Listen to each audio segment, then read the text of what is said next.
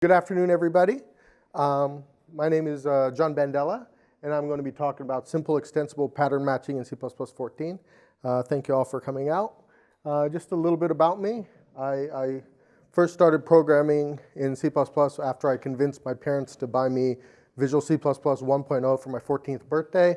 After that, I went to undergrad at University of Florida, and then I went to medical school, and then did neurosurgery residency. This is me right there. This is actually from one of the surgeries. The patient right here had, I guess, an epilepsy, which is seizures from a part of the brain that couldn't be treated with drugs. Unfortunately, the bad part of the brain was right near the speech area, so we didn't want to take it out and make him not able to speak. So basically put him to sleep, open up the skull, expose the brain, then woke him up, and then had all these electrodes monitoring everything. And basically the neuropsychology people asked him a bunch of questions like, can you identify stuff? And while we were like probing different parts of the brain to identify what he actually didn't need that we could take out. Yeah, all very cool stuff. After this, I decided to do something with a little bit less scary, undefined behavior. So back to C++. All right, so our goals for this talk, we're going to have a very brief introduction to pattern matching. We're going to look at some existing solutions. And then we're going to design and implement the library, and then we'll have some question and answer time. Basically, the goal at the end of this talk is for you to understand how the library is implemented and have the feeling that, hey, I could do this myself. All right, so what is pattern matching? I guess you can have several formal or less formal definitions. A good enough working definition is instead of explicitly extracting and testing values, you specify what you want the value to look like, and then you specify an action to happen when that occurs. It's kind of like, you can think of it as a kind of level of abstraction of using regular expressions with strings versus using like stud find and matching and trying to match that way. How well does C++14 support pattern matching? C++14 supports it very well. It is probably in the top tier of support among widely used languages. Unfortunately, it's all at compile time. So at compile time, we've got function overloading, we've got partial overloading of template functions, we've got template specialization, we've got partial template specialization. It's all in the family of pattern matching, and it's actually quite good. At runtime, this is what we have, right? So not too hot. The good old switch statement, which you'll find somebody on Stack Overflow asking, why can't I use a string there, and complaining about what happened. Other languages, for example, Haskell, which is a functional programming language, they have pattern matching, which support several ways you can do it. So this is basically the equivalent of like a function declaration. And then you can actually pattern match in the function declaration. So ABC is actually a tuple that's built into the language. And so you're basically, to get the first part of A, you extract out the first thing and you ignore the rest here. And the other way you can do it, they have a case statement here. And these square brackets are a list, so an empty list, a list of one, or else a list of many. This is how Rust does it. So they have this match statement. So you have your pattern here, and then what to do afterward. This means basically is the otherwise, and that always matches. You can also do stuff with tuples. You can break them into parts and extract and test on those parts. And you can have algebraic data types. So you have like a enum message. So this is kind of like a variant, and you can have different parts: quit, change color, move right. And your match can extract and pull those out without having to do a bunch of if-else statements there. Just a plug for Yuri here in the audience. So there's actually right there. There's actually a very nice pattern library already available. It's called Mach 7. There were some very nice presentations about it last year at CppCon and also at the C++ Now that you can watch online. It does a bunch of stuff. For example, here is an example from it dealing with Boolean expressions. So if you have a Boolean expression, basically to kind of evaluate that type of thing. here's how you would set it up, and here's how the pattern matching would look like in this library. So my library is called Simple Match. As opposed to that, this is just made by yours truly. Mach 7 works with older compilers, I think as far back as Visual C++ 2010.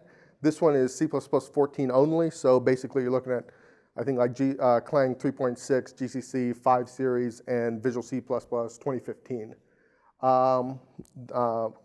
Simple Match has no macros. It's basically a library, no plans for any like future language features. And the focus for this thing is not at the moment on performance, but rather on clarity and simplicity. As Bjarne said, C++ 11 actually feels like a new language. And the implementation of it, so this is just WC-L and all the implementation files, was actually a lot less complicated and less code than actually I thought it would take. Which is a testament to C++ 14. Just an example, the previous example of doing like the expression matching. Don't worry, like for this example, just this is here just for kind of reference. We'll go through it, and by the end of this talk, you'll understand every line, what it does, and how it's implemented. So basically, you basically declare your structs. We're using boost variant with recursive wrapper. So recursive wrapper basically keeps your space from blowing up infinitely. So you can reference stuff like have recursive structures using boost variant.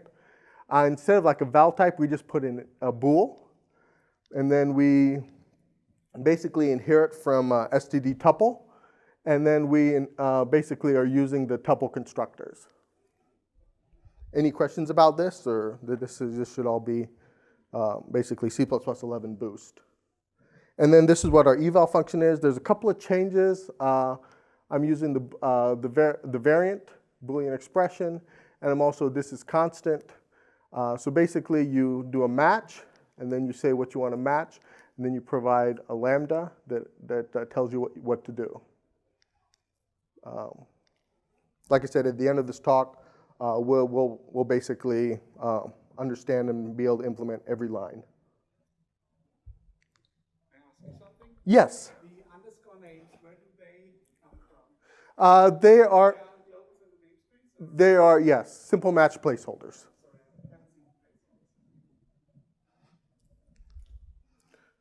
Alrighty, and just as an added bonus, if you forget something, some not expression, especially for this, just for this case mainly, you get this error message saying this type is not in the match, not expression.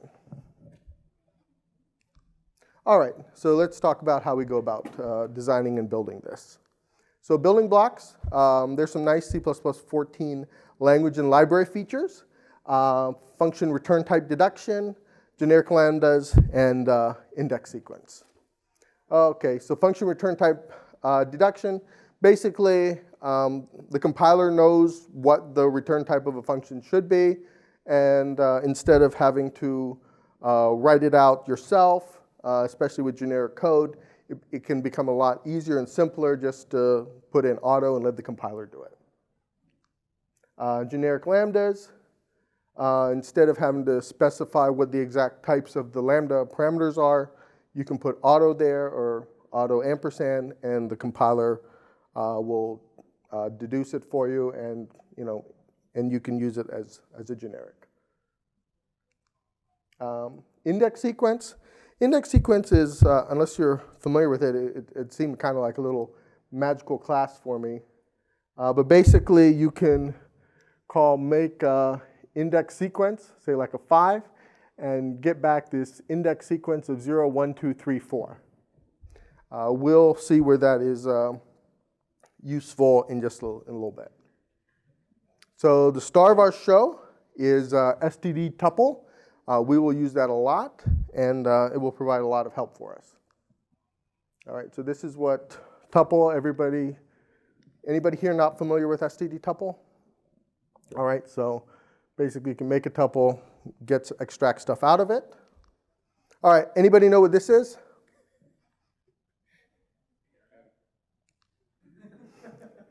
All right, tuple cat. Basically, this is a really cool function that you give it two tuples, and it returns you back a tuple with everything put together in one giant tuple.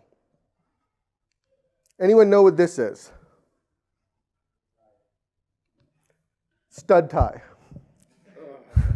All right, this is the last one for a while. All right, anyway, so stud tie basically creates a tuple of L-value references. By the way, this is a really easy way if you want to implement lexicographical comparison for multiple types. You put an STD tie and then do a less than, and it'll work out real nice. All right, apply. Apply is not yet in the C++ standard. I think it's proposed for like one of the TSs. Experimental experiment. Okay, so it's in there. This is what it looks like. It basically, you give it a function and a tuple, and it calls the function with all the arguments from the tuple. Actually, it is in the standard as an example for index sequence. Okay. All right, thank you very much. So I pulled this from like the N3915 paper, and basically this is what I'm using for the implementation here. So it's just straight up C++ 14. So as you can see, the trick is basically the index sequence with the integers. Basically, we can expand the parameter pack here to actually make the function call. All right, so let's go on. Let's talk about the core of the library. So the core of the library is a function called match, and match is a variadic function. So basically, the first part is basically the base case. So we take the t is basically the value that you want to match. That's all right. T is the value you want to match. A is basically your pattern. F is what you want to do afterward. So you call match check, passing in the value you want to match and the pattern. And if that returns true, you call apply, and with the result from match get, which you pass in the value and the pattern. And match get returns a tuple. So down here, basically this is the variadic form of it. It's a little bit different than a lot of times you may see because there's no empty case. There has to be at least one match for it. So basically the same as before, except if we can't find it, we pass it on to the next thing. So this is basically what's called a first fit match. We match the first thing that fits. So the order is important. Can I ask you something? Yes. Why did you opt to just use the logic error and not another subclass? Actually, I think I now made a subclass for it, but this is just, yeah, laziness initially. Yes, correct. There's a sub, if you on the repo, there's a subclass now, but just for illustration. All right, match. So match check basically looks up matcher with the type of the variable and the type of the pattern. And based on that, it calls a static function check and get. So basically, this just passes it on. And this is what it looks like. As we go forward, we'll specialize this class and we'll get more stuff. Any questions about the core at this time? How do you separate check and get? In terms of... If it matches, you have to redo some work to get. Correct. The reason is, I was going like one after the other. There may be a whole bunch of checks without gets, and it's like an if. So here it's, so you could combine into one, but you'd have to keep like some other parameter or whatever with it, and then for the other parts, you may not be able to return a nice valid tuple for it. Whereas this thing, you know that you can return something. Match check returns true that you're good. Match check returns, hey, this we can go forward with calling a match get. This is a valid match. This matches this pattern. That's true. Correct. So here, match check, same as up here, and then if it doesn't match, we pass it on to the next thing. All right, any other questions? All right, so basically we'll start extending this core. So right now it's pretty useless. So we're going to make it useful by specializing simple match. Matcher lives in customization, and that's also the customization hook for user-defined types. All right, so first of all, we're going to start matching the same type. So match, say x is just some get you an integer. 1, 2, 3, if it's answer is 1, answer is 2, answer is 3. And this is what we do. We specialize matcher. Check is just if they're equal to each other, and basically return empty tuple. All right, so that'll work. Now, if you have a string and constant char, the types won't match. So let's make this work as well. So, yes. Could you have done that with string array on the enable of the availability of the comparison operator? Probably. You're correct. Yeah. So basically, just same thing as before. All right. With string view, you need to provide overloads to string view and on and on and on. Right, correct. Right, so yeah, we could probably do an enable if on it with a equals operator. Correct. All right, so let's do otherwise. So this is basically the equivalent of a default in a switch, So basically, the underscore. It lives in simple match placeholders. So in placeholders, we have the struct otherwise t, where we create otherwise an underscore. And this is the match type. We just return true and return empty tuple. Everybody good so far? All right, some more interesting stuff. Let's match and be able to actually get what value that we matched, right? So placeholders underscore x, and basically it'll come out so we can grab the x here, and we can output or do whatever we want with it. All right, so we have matcher predicate, which just holds basically a function object. And then we have this helper thing, make matcher predicate, that just type deduces it and creates the right type. And then we specialize matcher predicate. Basically, we check returns true if the predicate returns true. And then if for get, we just return. We tie it there, and so return like a tuple of 1, whatever that matched. So then placeholders, we can have x, y, and z. They're basically simple, and you can add however many things. Now there is no difference between x, y, and z in terms of how they're handled. So that just you put xx or xy or xz. There's no significance to that. All right, so let's do relational operators now. So 1, 2, we want to do x is less than 10, or say x is in between 10 and 20, and otherwise. And like I said, we can do different stuff. So we can do, if we wanted to, we can do the half open range or the other range. So this is just an example for operator less. Basically, all the other operators follow the same pattern. We compare a matcher predicate and a value, and then we return, we call the predicate function on the matcher predicate and the comparison operator. And this is just with those reversed. Any questions about this? And the reason it's that way is basically, I don't know, I thought this was a pretty nice range syntax.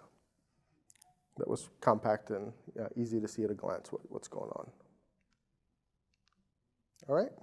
Any questions here? So these are the simple types. Here, then we'll extend on to compound types. All right. So here's the example. Like, remember what Russ did?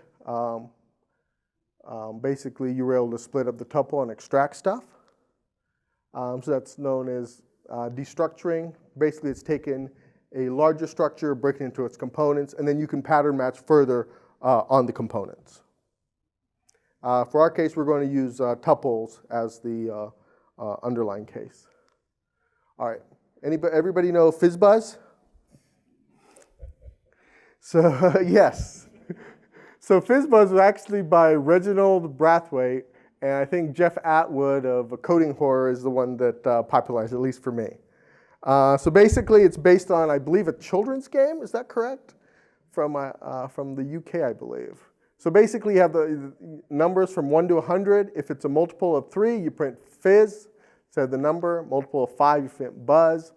Multiples of both, you print fizzbuzz. Otherwise, you print what the number is. So I guess it's a children's game. You go around a circle, and whoever messes up gets kicked out of the circle. All right. So there's a million ways to implement this. Here's a simple way to implement this with match. So basically, make a tuple, I modulo 3, I modulo 5. If both are 0, fizz buzz. 0 or anything, fizz. Anything or 0, buzz. And otherwise, we capture the I and output it. Any questions about this example? All right, so now comes the fun part of implementing this. So this is just like some adapters.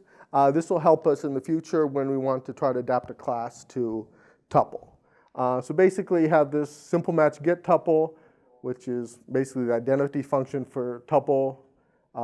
There's a const overload and non-const overload. And then you have tuple adapter, which has a static get function that takes the index and then returns simple match get tuple and calls std get on it.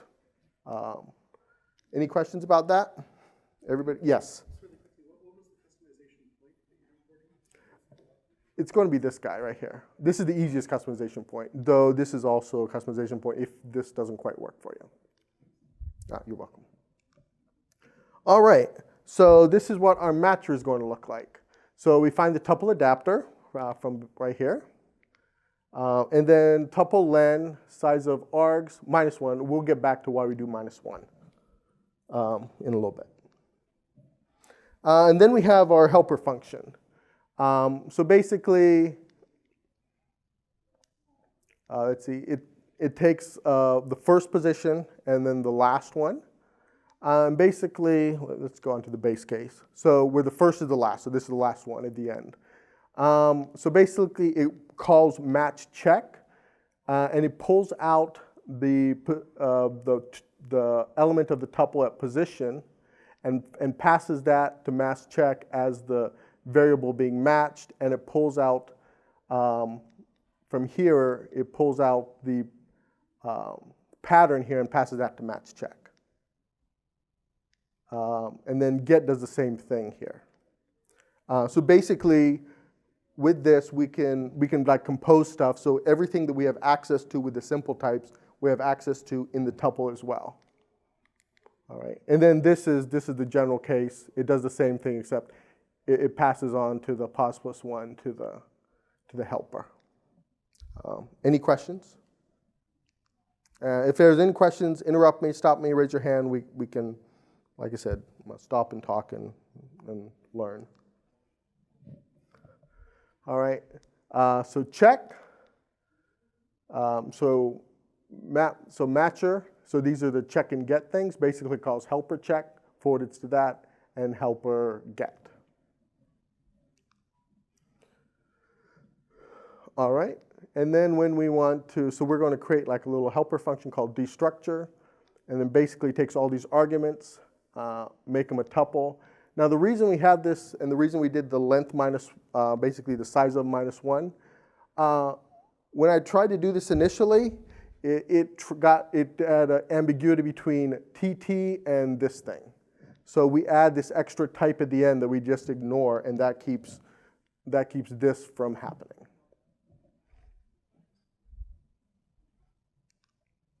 All right. So let's see. So how do we adapt a class? So we got basically a point class, X and Y, and we want to use it with this. So basically, let's create a matcher. If it's 1, 2, we output this. Otherwise, we output this. All right. So basically, we can create a tuple, pass to it, and create a point, pass to it. It all works.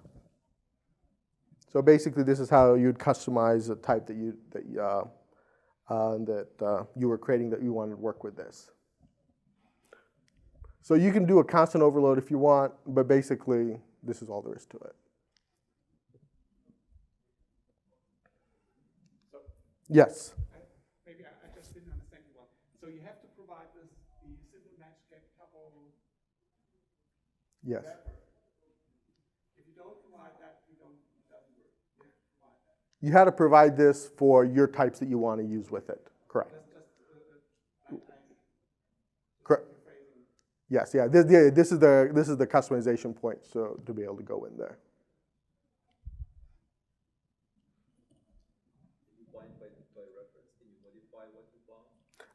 Yes, if you overload by, if we did an overload for that one, we would be able to do it. All right. Any questions about tuples? All right. So let's go on to pointers. So basically, in everybody familiar with like the maybe type or optional in functional programming? Basically, if you have an error, instead of throwing an exception, you can return a maybe, and then you can pattern match to determine what you want. Here's a little Haskell example. Basically, div safe, keep from dividing by 0. If it's just something, we say it. Otherwise, divide that. So it's just a nothing. So we can kind of treat pointers as an optional. So null pointer means nothing. Valid pointer, we can extract the value, and then we can do further matching on the extracted value. All right. So here's what we can do. So let's say we've got some unique pointers, nothing, 5, 10, 12, right? We match on it if it's a 5. So sum will act 5. Basically, we print out 5. We can extract the value from it, print it out. Sum by itself will give you basically, this will be int ampersand. And actually, that's, yeah, so, and then it'll be a copy, but anyway. Output it, none means nothing. And the order is important here. If we had this at the first, the other two we never get through. Any questions about this example? All right. So we'll go on. So for now, ignore this type right here, class. We will get back with that. So basically, we specialize matcher for some t. And then so we basically defer to that matcher class to do the check and the get.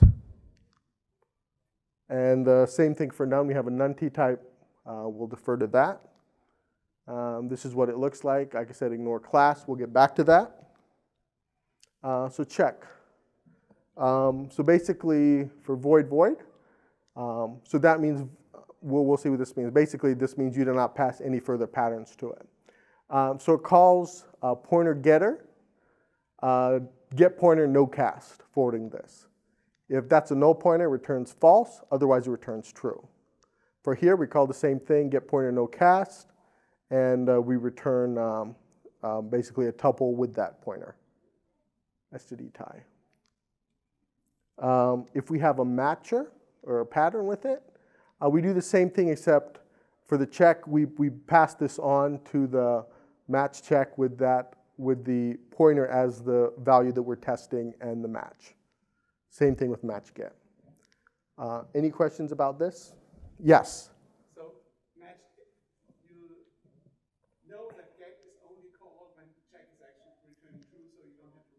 Correct, exactly.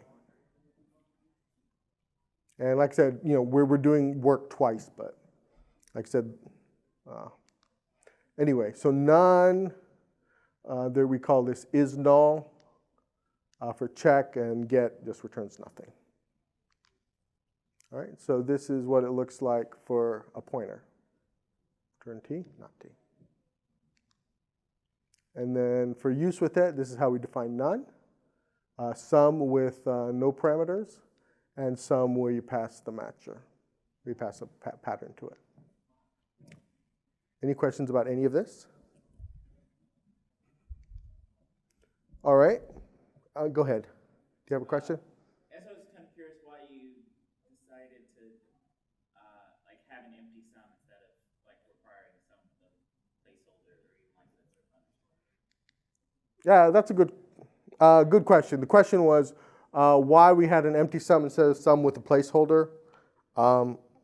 I guess I felt like it that day, and just shorter thing. So yeah, I guess this was just the sum none common case that may be useful, but like I said, it was basically more or less arbitrary. Any other questions? All right, so let's say instead we want to actually do unique pointer instead of just the nothing.get. Same example as before, so we just specialize unique pointer. And there's a specialization for shared pointer too. So the same code right here will work whether you pass it a unique pointer, a shared pointer, a raw pointer. Same pattern. All right, okay, let's have some with fun. All right, so let's say we have a base class called holder, and then we have a template, holder t, that takes a type, stores it, and then is derived from holder. Okay, we specialize the simple match get, have a simple match get tuple, just a little helper function. All right, so let's say we make holder 5, 10, and 3.4, and then nothing. So then we can basically say extract out of here only if this type is holder int. Extract if holder int, sum extract if it's anything. So this will be constant holder and, if it's constant, or holder and x, and then if it's nothing. And then we can do further pattern matching. We can match if this int's a 5, or if you want to extract an x. Go ahead. Yeah, but this example shows that sum underscore x might be the better syntax because it's asymmetrical. Correct. Yeah. Correct. Especially because With the sum and the none, correct. Yes.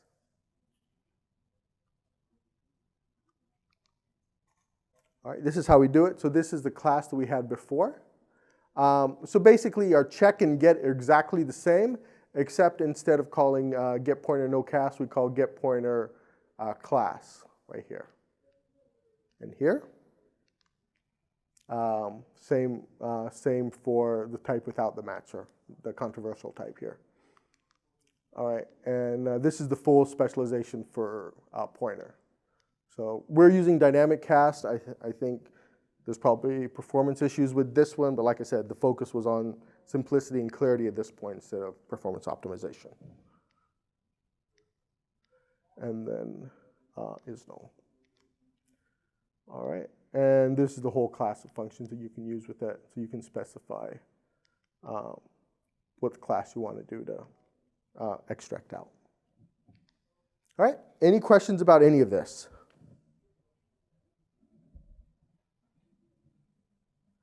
All right, next we're going to talk about integrating with the boost libraries. So here's that safediff function using boost optional. And this is actually in the standard now, is STD optional, correct? I believe, at least in like a TS, experimental? Yeah, experimental. Not 14, right, but potential 17 experimental. So example has a match 2. If we're dividing by 0, return nothing here. Otherwise, return x divided by y. Sum, none. So the optional thing. And we can do safe div for too. Like I said, you could do underscore x here. This is how this is the specialization for boost.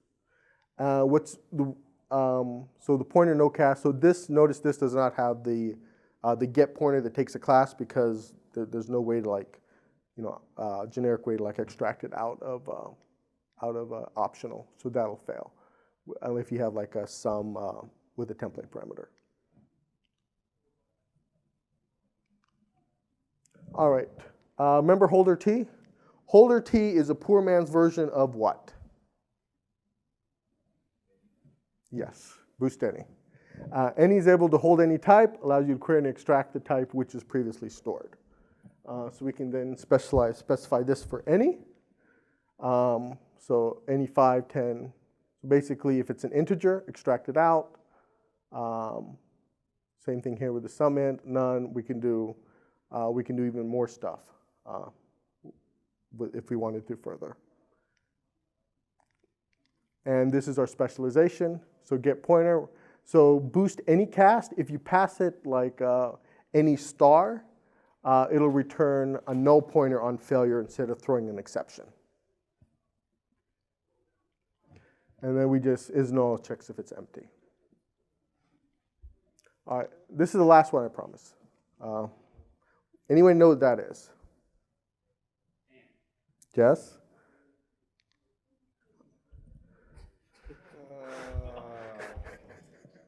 That was pretty bad. That's the last one, no more. All right, everybody familiar with boost variant? So it's a type-safe union. It allows you to store one of a set of types. And get back what you stored. It can be recursive. And a common example, for example, is JSON, where you can have null, number, string, object, or any. So just a little bit of diversion into algebraic data types.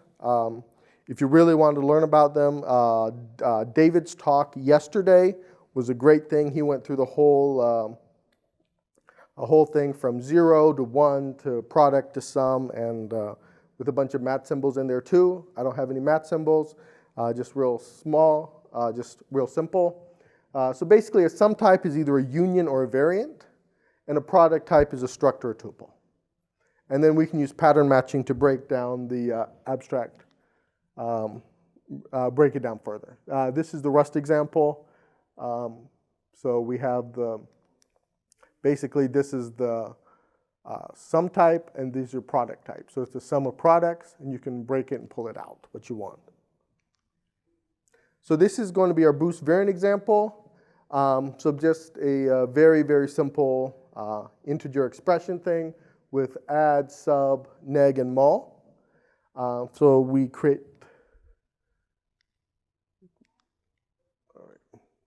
anyway, so I create this variant. I think I changed the slide. So expression, same thing. Basically, variant recursive wrapper, and then we add, and then we define the actual class of the structs themselves. Same as what we did at the beginning. And then here's our match. So we can match on the expression. So make this actually, this should be math variant T. And then we can extract sum, sub, mul, or an integer, and extract the variables out of there. This is our specialization for variant. Just get pointer, we just call boost get, and we pass it the, if we pass it a variant star, then we get back a null pointer if that fails. Sure, right here.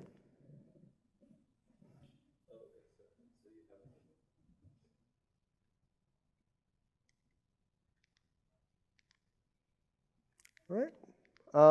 And then next, multi-methods. So simple example, paper, rock, scissors, right? All derived from a base. This can be applicable for a bunch of stuff, say like collisions or different, I guess collisions is also like another example for it. So basically, paper, rock, scissors, you can tie, that's tuple, and then you can do some paper, rock, and so on for the next 7 more. Any other questions about everything that we've done so far? Yes. I know this is a simplicity thing, but do you compare performance between this and just writing the similar matcher without all this template stuff? I did not do. No, I did not.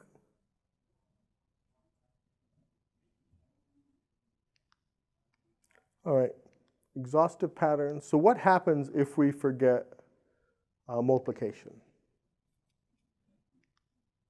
So pattern exhaustiveness, you make sure that the pattern match covers all possibilities. Haskell, I believe, throws a runtime error. Rust does exhaustive patterns at compile time. So this is a non-exhaustive pattern. So this is the error message we get with Visual C++ 2015 when we mess that up, and GCC 5.1. So how do we do that? It's not really magic. Basically, so here's how we do it. We'll go over kind of quickly. So we take this match. So basically, the previous match that we had before, we'll move it to detail and rename it match helper. So this right here is the previous match helper. So we extract all the argument types. We look up customization exhaustive checker, see what the type is. And then we pass the argument types to the checker, and then we assert on checker value.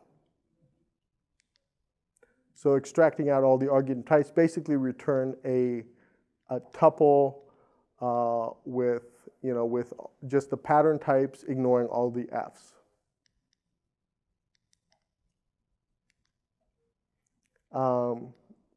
And then here, let's come down to here. So then we have this class called sum exhaustiveness. So in the type, we check if it has otherwise. If it's an otherwise, basically we're done. We basically specialize for something that says return true. Because if otherwise, it's always an exhaustive match. And then we have a sum exhaustiveness helper here, which is specialized for false, where there is no otherwise. We extract all the sum classes. We get that as a tuple. And then we call, there's a helper function, which it's not in the slides, but basically it checks that all the required types are in all the sum classes. It's just a matter of some template metaprogramming, have a value there, and have a value here.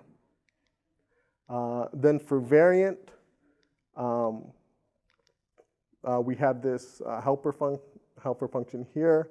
We extract all the variant types.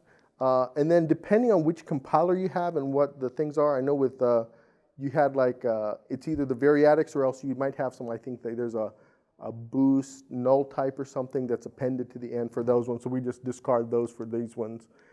Get that as a tuple. And then basically map some exhaustiveness to the type that we're using. So this is all available at GitHub Bandela Simple Match.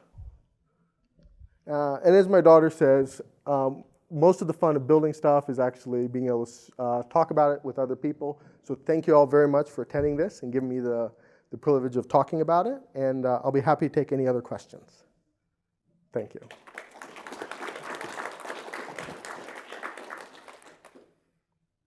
you go back one slide for the GitHub? Sure. Yes. Go ahead. So, as far as I can tell at least, so this implementation doesn't support sort of unification, right? Like if you specify, like if you have a pair and you specify placeholder X for both of them, it won't match only. Correct. Okay. No, it does not support that. Is there, could you envision a way of, like, given your current setup, sort of incorporating that? Yeah, I actually thought about that. So it's having pair where both are the same type. Right. Instead of having to do the placeholder X, what I thought about doing was basically at the function level, you declare like a variable called unification variable and you give it a type. And then that type you'd pass, say X, and then you'd pass that X as the pair. And the first time it did it, it would basically be like, have a Boolean say, hey, it's basically like an optional in there, right? Whether it's been set or not. If it's not been set, you set it to whatever value you have. If it has been set, you compare it, and then you return true or false. So I think that's the way you could go about doing that. that make sense? Any other questions? Go ahead. I have a question. What about like, so usually if you have like base derived classes, Yes. you would expect to have like some form of substitutability, where if you match on a derived class and you have a case clause on the base class, that would match. But I didn't see like how you would get everything is essentially like if you have something derived from point, you have a point. Okay. Correct. Okay. So point or holder, say, or you're talking. Okay. Yeah, 1 second.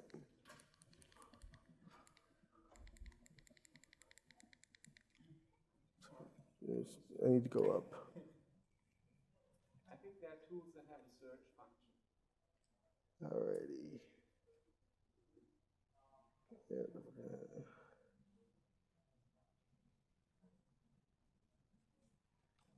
So this one right here. Let's see. You're talking about. You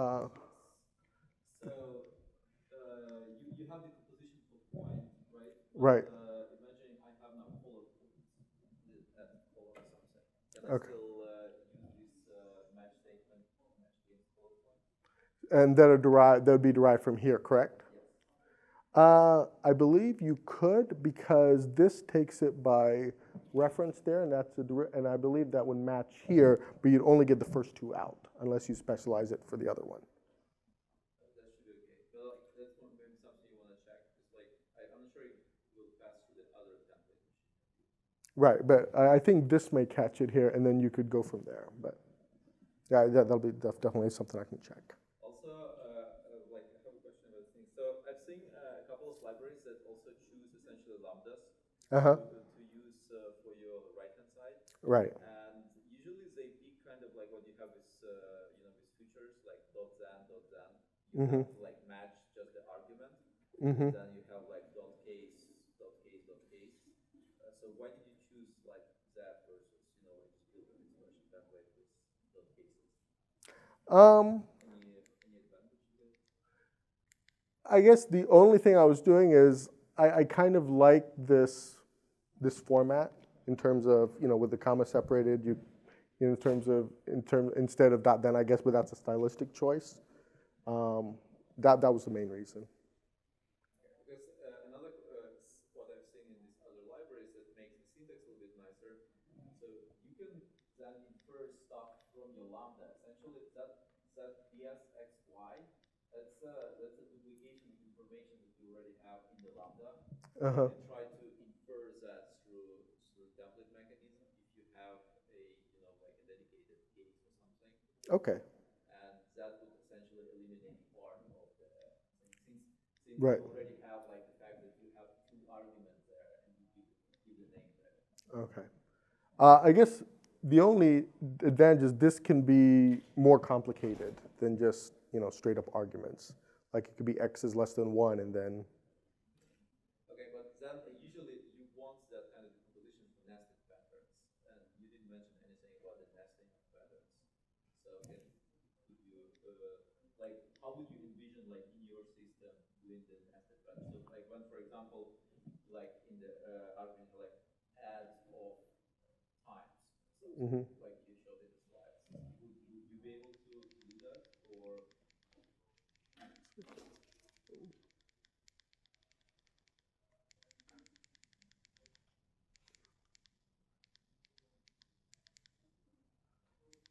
So you're talking about this one right here? Yes, except I would like to say, for example, that the first argument of add is a multiplication of W and Z. So not just one level matching, but nested matching. Yeah, you could. So x and y are actually, so they'll give you this expression e. So then you could actually put like a ds in here, and then so you could do ds xy, so wx yz. You could do that if you wanted to. But what would then be the syntax for the lambda in the right hand side? Would be wxyz. So you just linearize them? linearize. Yeah, everything I linearize, no matter how deep this is over here.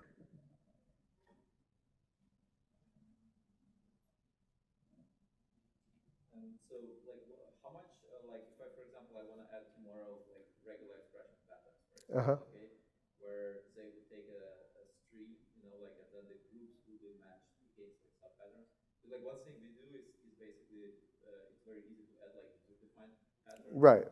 Like, so how much work do you have to do to add your own user-defined patterns to interact with the rest of the system? Basically, it's just a matter of specializing simple match, customizer, matcher.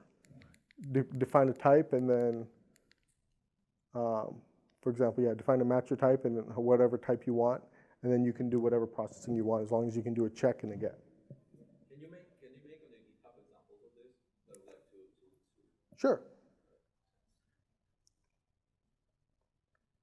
And yeah, and then the other thing, like I said, like you know, for what I thought about doing is like the NK+1 patterns, things like that. I can do that as an example. Any other questions, comments?